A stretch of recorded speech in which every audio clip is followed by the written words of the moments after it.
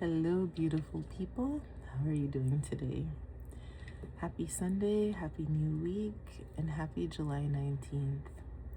In astrology land, today is a very big day. And my friends and family have been like, where's your video on the Barbault Basket? And what's happening? What does this even mean? So what kind of astrologer would I be, right? Or lover of the planets if I did not come and talk to you all about today and its significance? I will say that today is one of those days that's not a one and done day. This is very much a day of planting some seeds that are probably going to last for a very long time. And once I, break this down for you, I hope that you have a discussion and get a sense of what are some helpful things that you might be able to do to utilize the energy of this moment and to help all of humanity hopefully move to a better place. So first, I invite you to just take in a deep breath and understand that you are connected to centuries of millennia of people being in conversation with nature, with the stars, with the sky, as a useful guide. And what a lot of astrologers do is that they study cycles and they study patterns, and those cycles and patterns help us to know what is the likelihood of something happening, or what is the likelihood of certain behavior, and those are all things that can help us navigate life, right? So if you have been on the internet, you've probably heard a lot of people talking about the Barbault Basket, and you probably wonder to yourself, what is it? Well, it is a planetary configuration that looks like this, like the shape of an actual basket, and I will come back to this. André Barbault was a French astrologer, and astrology is a huge field. So sometimes people find something that they love about astrology and they specialize in that. I would say that Barbault was a specialist in the outer planets. So these are the planets that go beyond Saturn. We're talking Uranus, Neptune, and Pluto. All right? And he came up with a system that he called the cyclic index, and that studied how when these planets move together or when they move apart, what are some of the impacts and repercussions for humanity, right? And using his observations, he was very good at predictive astrology. So yes, he did actually look at I think it was the Saturn Neptune movements, and he was able to say, hey, we need to brace for a pandemic. So that was COVID, or the fall of the Berlin Wall, for political aspects. And one of the things, he passed away, before he got to see some of these things unfold, but his studies and his legacy sort of live on. And one of the things that he was looking ahead to was, he did not call it the basket, okay? It is actually a grand sextile, which is just the conversation between some planets in a very rare configuration.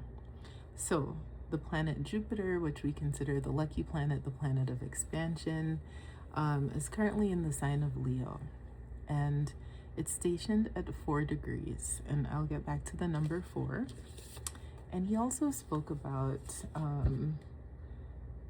just like the relationships between these planets. So here we have Jupiter at 4 degrees in Leo, and it's directly opposite. So that's an opposition to the planet Pluto, which is right now in Aquarius, also at 4 degrees. They're in conversation with Neptune, which is in Aries at 4 degrees, and also Uranus, which is also in the sign of Gemini, also at 4 degrees. So you see we have the number 4, and you see that there's this basket shape, and these are all conversations happening. Yes, there are other things going on, like The moon is going to station at 4 degrees of Libra. Chiron is in Taurus. But right now, we're going to just focus on what's happening here. Okay? Because these planets some of them take a very long time to move. So for them to all come together, for this moment to be all at 4 degrees in either an air sign or a fire sign. And I'm not saying that those of us who live, right below Canada have been dealing with anything related to air and fire at all, but you can think about that for yourself. So there's definitely a conversation happening between the element of air and the element of fire. And he believed that this was a very critical moment for humanity and for just our transformation, our expansion. Jupiter expands things and Pluto transforms. Neptune, we get the vision, and with Uranus, we get innovation. So we have the ability to use our vision to come up with innovations that could transform humanity for the better. But of course, like with all transits, there's work to be done and there's things that we have to do. It's not like the sky is just going to open up and be like, oh, now you all get an easier go of it. We have decisions to make. And this configuration being in the pattern of a basket, I said we get back to the number 4. The number 4 is one of structure and stability, and it holds things. You have 4 walls to your home, and also when you look at this basket shape, you want to be thinking, what is it that I want to hold moving forward in my life? Okay? Some of us, we want to see a place where there's more compassion and there's more love and there's more kindness, and there's just sort of an easing of all the things that have been going on in the last many years. And that's one of the things that Barbault actually studied and talked about, is that after humanity goes through these very repressive periods that are very harsh and periods of darkness, one would say, then we need to come back to our renewal. We need to move forward in a much more enlightened and conscious way. So the collective consciousness can move in a different direction. That doesn't happen unless we make individual choices that lead us to that place. Now, if you have 4 degrees in your own chart, in your own natal chart, in any of these signs, Aquarius, Leo, Aries, or Gemini, you may actually be feeling this more intensely. And I've had a lot of people say to me, I just feel a little weird, or I feel sleepy.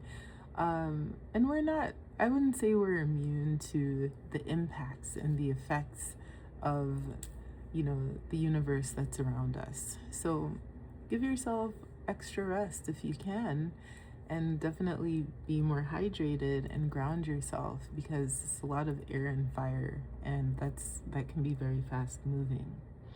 And so a lot of the astrologers that I admire and teachers that I admire who talk about this also talk about it on what you can do on the individual level and then on the collective level.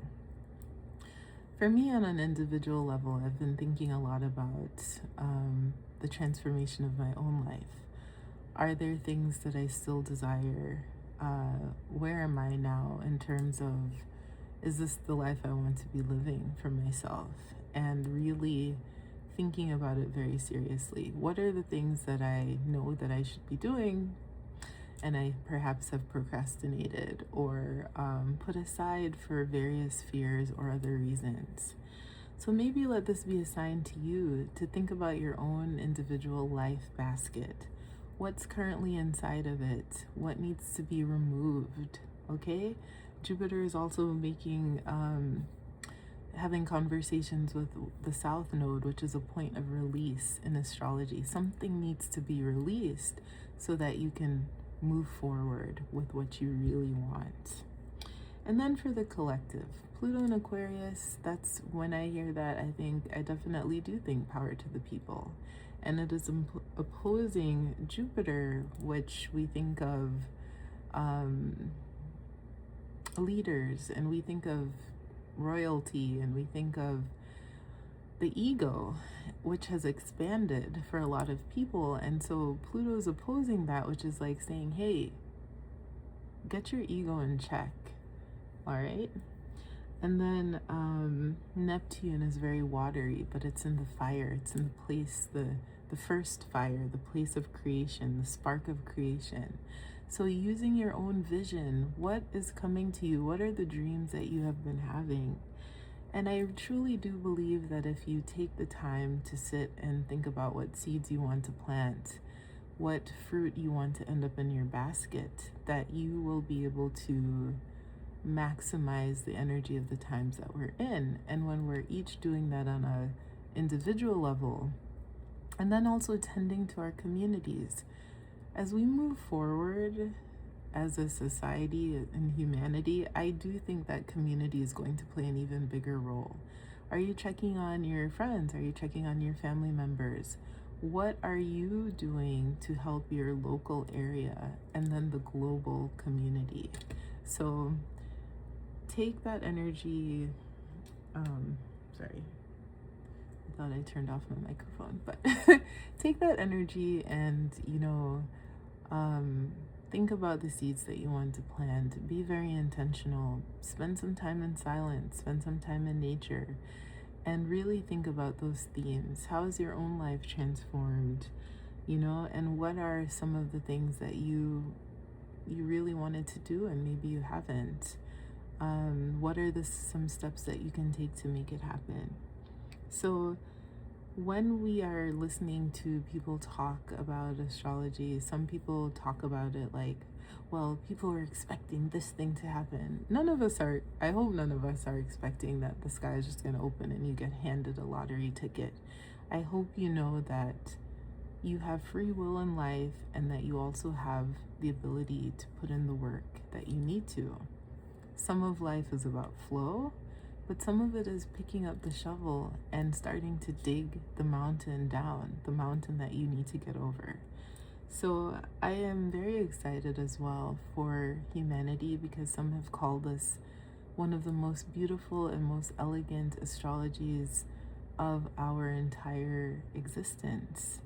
And I think that if we are able to see that and see our own roles in this as being important, that we can take this to somewhere we can elevate all of us to a place where we need to be. I've heard the quote, which I love, that says, "A rising tide raises all ships." So I encourage you to be the rising tide and start helping us to move towards a renaissance. I do love to study cycles because it helps me to cultivate hope. The hope in knowing that after every, dark night, morning will come again. And I think we're at that moment, right, when the light is going to start to come over the horizon, and we can help to usher it in. So I hope that you have a better understanding of the Barbault Basket, of why this time period in humanity's existence is so important, and your own role in helping us to shepherd in hopefully better times. Now, don't be discouraged if things seem to get worse before they get better. Sometimes that's what happens. But I also think that you don't want to throw the baby out with the bathwater. And people have studied these cycles for millennia, and there's knowledge in them, there's truth in them, and we can heed wisdom from the past while knowing that we also hold the key to whatever future we want to usher in. So if you take nothing else from this, I would say please take a few moments to feel your heart beating, to know that you are here at this moment for this time, and to think about the seeds that you want to plant and how you want to fill not only your basket, but the collective basket of humanity. Thank you, and thank you for taking the time to watch this.